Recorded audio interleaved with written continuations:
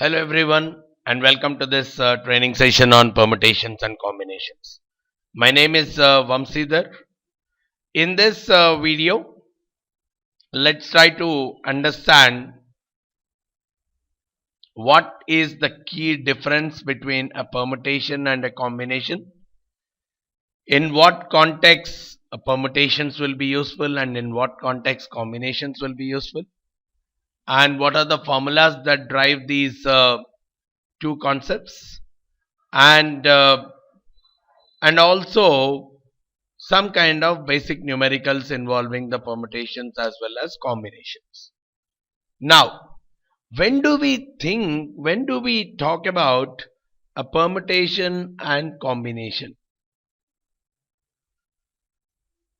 The most common scenario is whenever we have n different options possible, n different scenarios available, right? This is a very common situation for us. We have n different scenarios. Out of that, I have to select only some r of them. R of them will get selected, and even that selection could be with order or without ordering. So probably I'll call it as with ordering or without ordering. For example, I have 10 different securities to choose from, 10 stocks to choose from. Out of that, I have to choose 3 stocks. And the 3 stocks can be in any order, or I have to prioritize. This is the first rank, this is the top priority stock, this is the next, this is the next. So when I am giving an order, so A is first, B is second, C is third, then we are talking about an ordering in the stocks. But rather than that, if I say I will select ABC, whether I do it as ABC or BAC or CAB, it hardly matters. So generally, in the context of when I have n different scenarios that are available, out of which I need to select some r of them, either with an order or without an order, we use this concept of permutations and combinations.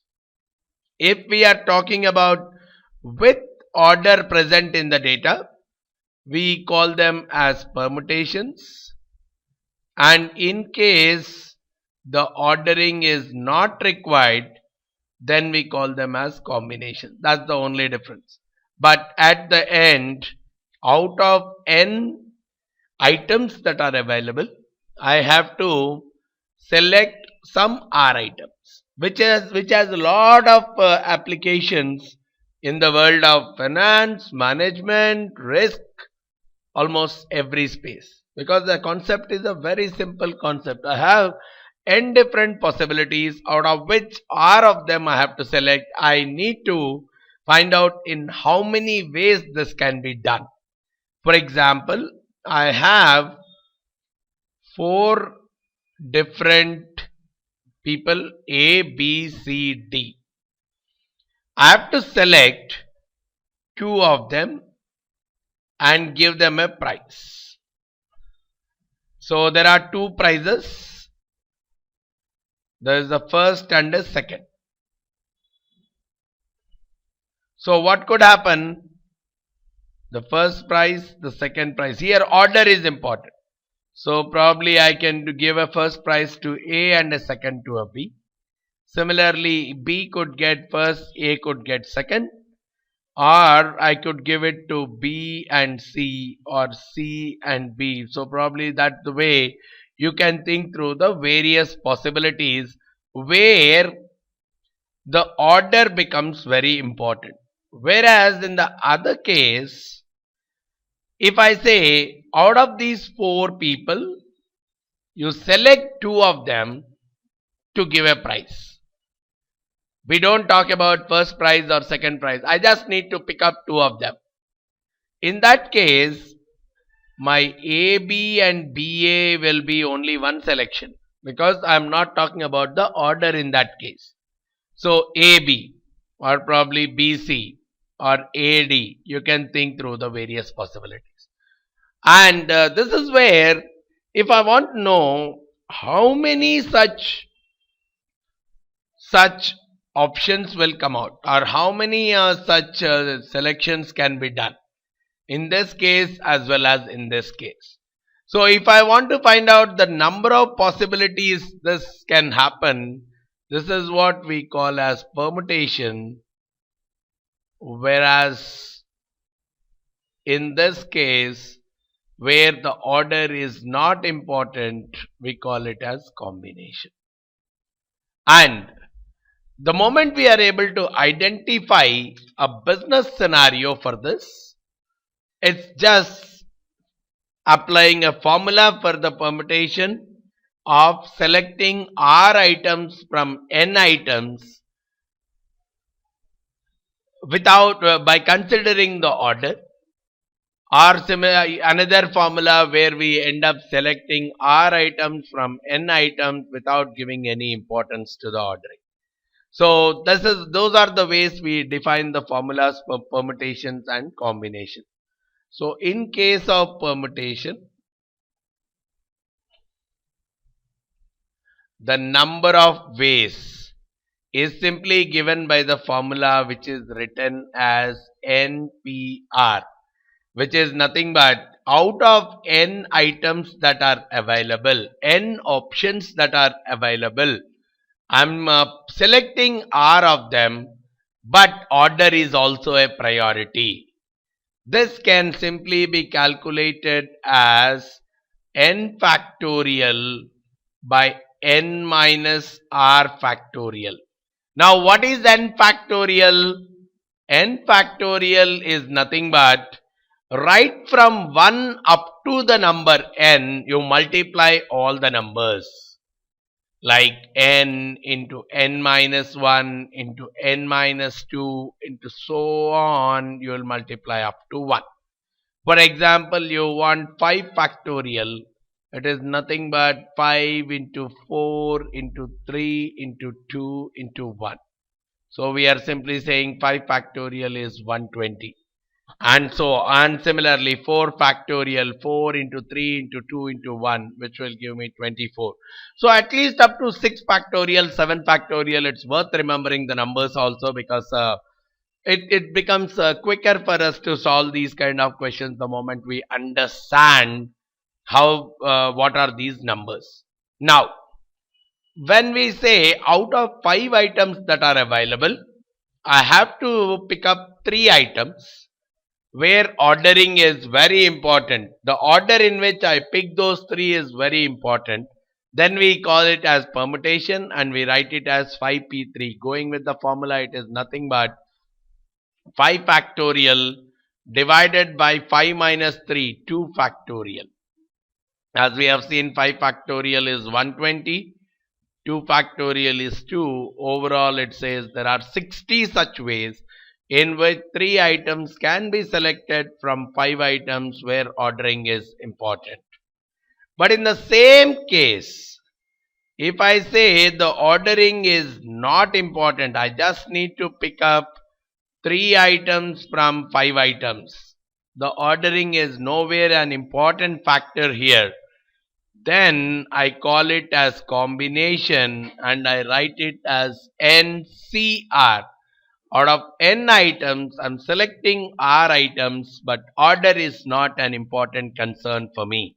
So if I want to find out in how many ways I can pick up R items from N items where order is not a concern, the formula goes as NCR, which will be written as N factorial by N minus R factorial. The additional thing that comes is multiplied by R factorial. So this part is nothing but your NPR formula. So that's where people sometimes even write it as NPR divided by R factorial. So the concept is still remaining the same. So if I have to pick up 3 people from 5, so that, and I'm not bothered about the order, I'll write it as 5C3. So taking it as 5 factorial, 5 minus 3 factorial, which is 2 factorial, into 3 factorial. Some simplification mechanisms. Okay, if I know 5 factorial, 120 divided by 2, 3 factorial is 6, so I can simplify this to the value as 10. Or the other simple way is, if you see this, 5 factorial divided by 2 factorial into 3 factorial. 5 factorial is nothing but 5 into 4 into 3 into 2 into 1. 3 factorial is 3 into 2 into 1. So at least the commonality between these two can very well be removed, and the remaining so 3 into 2 into 1 will be cancelled between the numerator and the denominator.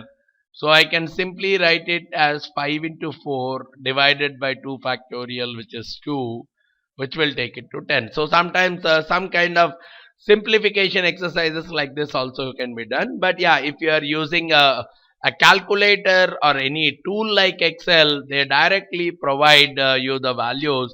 The moment you give your N and R, if you want to find out the number of permutations or number of combinations, the formulas can directly be obtained from your calculators even. So most of the calculators do have an element called NPR or NCR, where you just need to provide N and R values, and the corresponding calculations are taken care of by the calculators itself. So the moment I understand when to use a permutation or when to use a combination, I can solve the problems in the real world quite comfortably. Especially the world of probability uses permutations and combinations. We're very closely related, right? Or if the moment probability uses permutations and combinations, now it is very much evident. Probability has applications in almost every decision making world, whether it is in risk management or management decision making or finance or any of the aspects. We find probability has numerical applications. So from that standpoint also, it becomes very much comfortable for us the moment we understand the word of combinations and permutation. Just let's take one simple example to understand this. If I say I have 5 men and 3 women, and I'm picking a committee containing 4 people. So all I want to find out is, what is the chance that this committee will have 2 male and 2 female, or 2 men and 2 women. Now the probability, as we have as we all know, as we can define, which is nothing but number of favorable outcomes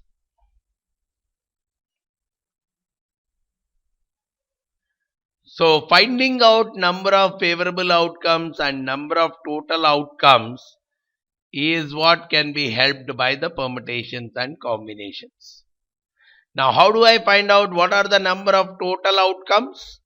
Number of total outcomes are nothing but, out of a group of 8 people, I have to select 4 people, and the order is not important, which means the total outcomes can be written as 8C4, because there are totally 8 people available, and out of those 8 I have to pick up 4 of them, and the ordering is not important for me. Similarly, now when I say number of favorable outcomes, so out of 5 men, I need to pick out 2 of them. So the moment I pick two of them, I need to pick two more from the remaining three. That is how I pick two and two each, because there are five people available. I'm splitting it. Instead of saying four selecting from eight, I'm splitting it and saying there are five men out of whom I have to select two. And once this selection has been done, I don't need to bother about the five men. So I'll look at the three women, and out of the three women, I have to select two. Again, order is not important. So I'm doing a multiplication because it's an AND kind of a relationship. I have to select two from five and two from the remaining three. So this is nothing but the numerator is using one combination and the denominator is using another combination, which will help us in finally coming out with what is the probability that from this group of five men and three women, four of them will be picked up in such a way that it contains two male and two female. So 5C2 as per our calculation, you can try it out on your calculators as well as if you are using Excel sheet. So 5C2 comes out to 10, 3C2 comes out to 3 divided by 8C4. So I can very well write it as 8 into 7 into 6 into 5 divided by 4 factorial. 4 factorial is 24. So simplifying it gives me 70. So all we are saying is 30 by 70 or 3 by 7. The chance that a committee is formed of four people where there could be two men and two women is 3 by 7. So this is how we can solve, and once we know the probability, it is very easy for us to use it as a part of our decision taking appliances, because probability is a world of uncertainty, and uncertainty helps us the knowing what is the chance of this uncertainty helps us in taking decisions in a much effective manner. So that's how we deal with the basic concepts of permutations and combinations, their use in the world of probability, and from there in the various decision making processes.